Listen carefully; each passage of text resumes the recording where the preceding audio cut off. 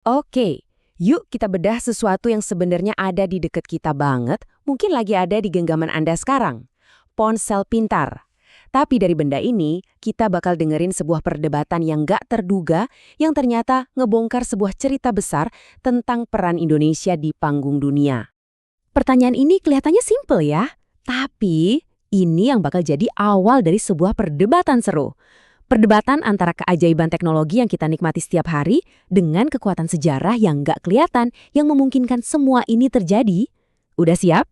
Coba deh bayangin, di atas sebuah meja belajar ada dua suara yang mulai adu argumen.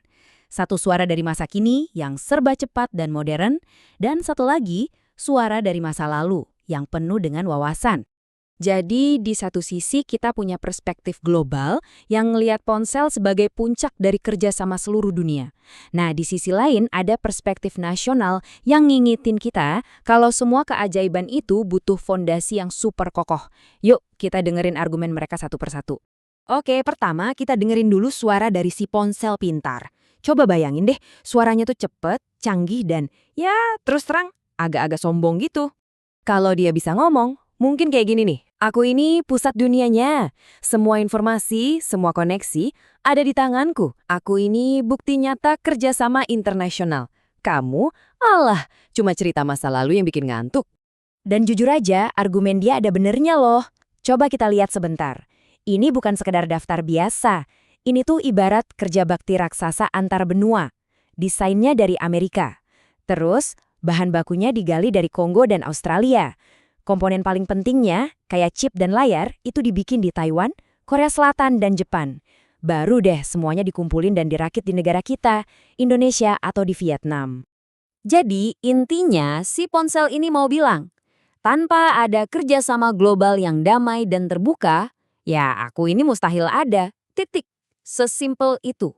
Nah, pas si ponsel lagi bangga-bangganya, tiba-tiba ada suara lain yang motong. Suara yang lebih kalem, lebih dalam, dan lebih bijak. Ini dia, suara dari sejarah diplomasi Indonesia. Beda banget kan nadanya? Dia bakal ngomong kayak gini, pusat dunia, sombong sekali kamu. Kamu nggak tahu ya, tanpa ideologi yang aku bawa, kamu itu cuma seonggok besi mahal yang nggak akan pernah sampai ke tangan pemilikmu. Dan ideologi yang dimaksud tuh ini, politik luar negeri bebas aktif. Ini bukan cuma slogan loh, artinya simple. Indonesia itu nggak mau ikut-ikutan kubu-kubuan, nggak mihak blok baratnya Amerika, nggak juga mihak blok timur kayak Rusia zaman dulu. Malah sebaliknya, kita aktif jadi penengah buat jagain perdamaian dunia. Dan ini bukan cuma omong doang. Prinsip bebas aktif ini adalah sejarah panjang dari aksi-aksi nyata yang ikut membentuk dunia kita hari ini. Coba deh kita lihat perjalanannya. Mulai dari tahun 1955, Indonesia jadi tuan rumah konferensi Asia Afrika yang ngebakar semangat kemerdekaan banyak negara. Lanjut ke 1967, kita ikut mendirikan ASEAN yang intinya ngamanin tetangga-tetangga kita. Sampai sekarang kita rutin ngirim pasukan Garuda untuk misi perdamaian PBB. Dan yang paling baru, ingat kan G20 tahun 2022? Waktu ekonomi dunia lagi goyang, Indonesia maju jadi jembatan. Terus apa hubungannya sama si ponsel? Nah, disinilah si sejarah ngebalas argumennya. Dia bilang, kamu bisa dirakit dengan tenang di Asia Tenggara itu karena Indonesia, sebagai kakak tertua di ASEAN, ngejaga wilayah ini tetap aman buat pabrikmu. Terus, pemilikmu bisa beli kuota internet karena ekonomi dunia nggak jadi ambruk waktu G20, tempat Indonesia jadi penengah. Dan ini nih argumen pamungkasnya, yang diucapin dengan tenang tapi nusuk banget. Semua stabilitas yang aku bangun bertahun-tahun inilah yang mastiin chip dari Taiwan itu bisa nyampe tanpa dihadang kapal perang dan bahan bakumu dari Afrika bisa dikirim dengan aman. Tanpa semua itu, rantai pasok globalmu itu ya putus. Nah, setelah dengerin perdebatan panas ini, gimana caranya dua pandangan yang kayaknya berlawanan ini bisa nyambung? Mari kita lihat bagian akhirnya. Di momen ini, suaranya si ponsel udah beda. Nggak ada sombong-sombongnya lagi, yang ada cuma rasa penasaran. Seolah-olah dia baru sadar sesuatu yang jauh lebih besar.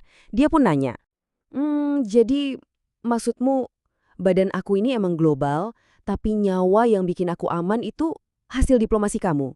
Dan jawaban dari sejarah, wah ini dia momen ahanya. Tepat katanya, kita itu kayak baterai sama layar. Coba deh bayangin, kamu yang tampil di depan, keren, canggih, kilaunya kelihatan semua orang. Aku yang kerja di belakang nggak kelihatan, tapi aku yang mastiin dayanya tetap stabil. Analogi yang keren banget kan? Jadi, inti dari semua ini sebetulnya adalah teknologi canggih yang kita pegang tiap hari sama kerja diplomasi yang seringnya kita nggak lihat, itu bukan lawan. Mereka itu partner. Dua sisi dari koin yang sama, yang saling butuh satu sama lain buat bisa jalan. Dan sebagai penutup, pertanyaan ini buat kita renungin bareng-bareng. Coba deh sekarang lihat di sekitar Anda.